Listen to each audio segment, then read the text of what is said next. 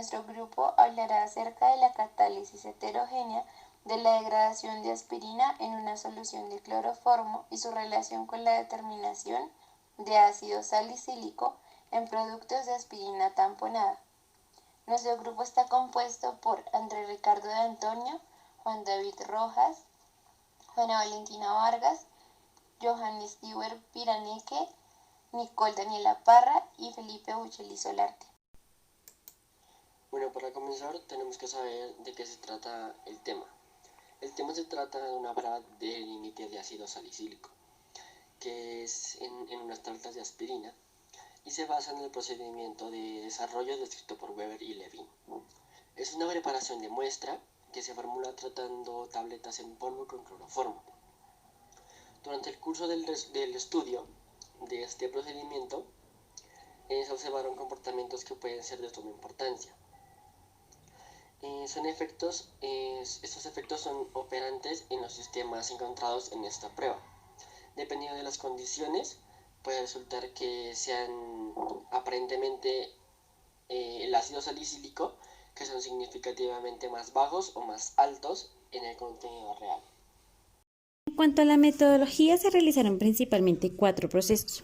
El primero de ellos es el estudio de absorción, donde se añadieron 100 miligramos de aspirina, 10 mililitros de la solución de aspirina en cloroformo, se pusieron en un frasco de vidrio, este fue tapado y sellado con cinta y se agitó durante 1 hora. Posterior a esto, se filtró el precipitado y se analizó con un espectrofotómetro. El segundo procedimiento es el estudio de las tazas de carbonato de magnesio, donde se añadió 100 mililitros de la solución de aspirina en cloroformo, el carbonato de magnesio y un agitador magnético en un matraz. Esto fue agitado, se filtró y se realizó cromatografía. El tercer procedimiento es el estudio en tabletas de aspirina con buffer, donde se añadió 2 gramos de la tableta, 100 mililitros de cloroformo, un agitador magnético. Esto fue filtrado y se realizó cromatografía. Y el cuarto y último procedimiento es el de determinación de contenido de ácido salicílico en la mezcla sintética, donde se añadieron 3 gramos de aspirina, 0,03 gramos de ácido salicílico, 0,9 gramos de carbonato de magnesio, 0,450 gramos de glicinato de aluminio. Estos se maceraron y se añadió 20 mililitros de cloroformo, un agitador y fueron colocados todos en un matraz. Se agitaron durante 15 minutos, se filtró y luego se llevó a analizar. Ya entrados en la fase de resultados, vamos a analizar únicamente 4 de las 6 gráficas que aparecen en el artículo, ya que creemos son las más pertinentes con respecto a las conclusiones que se dan en el mismo.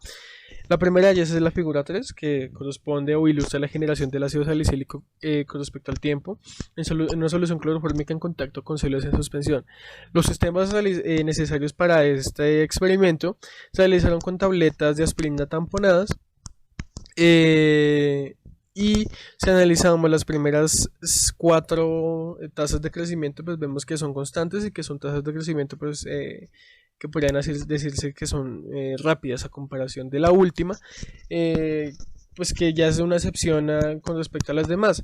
Y si analizamos qué contiene este sistema, viendo la convención en la parte inferior de la gráfica, vemos que las tabletas contienen fosfato de calcio, bicarbonato de sodio y ácido cítrico. Pues se cree que el ácido cítrico tiene cierta influencia en la tasa de generación del ácido salicílico. Pues para probar esto se hicieron ciertos experimentos. Uno de ellos ilustra en la figura 4, pues que la influencia del ácido cítrico en la generación de este mismo ácido salicílico, por lo que se realizaron 3 experimentos en esta misma fase.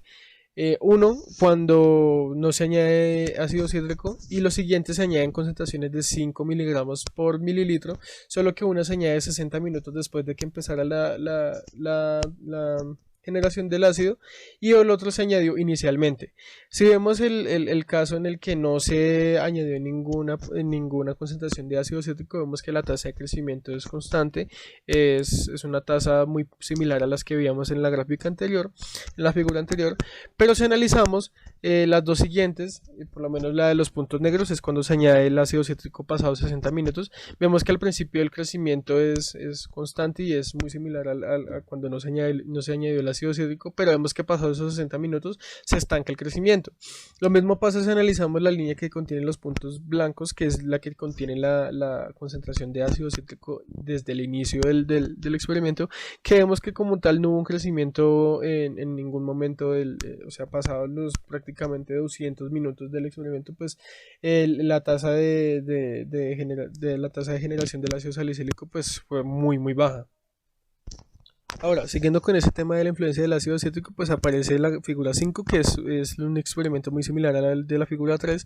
Se utilizarán los mismos sistemas y los mismos sólidos de suspensión. Lo único es que aquí al principio del experimento se añadió un peso del mismo tamaño y la misma concentración a cada uno de esos sistemas al iniciar el experimento, justo antes de añadir la solución clorofórmica. Pues si vemos aquí, las tasas de crecimiento son muy distintas a las que veíamos inicialmente. Aquí prácticamente pues vemos que ciertamente el ácido cítrico sí influye en el crecimiento del ácido salicílico. Y finalmente, analizando la figura 6, esta corresponde a la absorción de la aspirina de la solución clorofórmica por el carbonato de magnesio y por una mezcla que contiene carbonato de magnesio y ácido cítrico. La mezcla que contiene únicamente carbonato de magnesio es la curva que se representa con los puntos negros, completamente negros, y vemos que llega un punto en el que se equilibra la absorción y ya es prácticamente completa.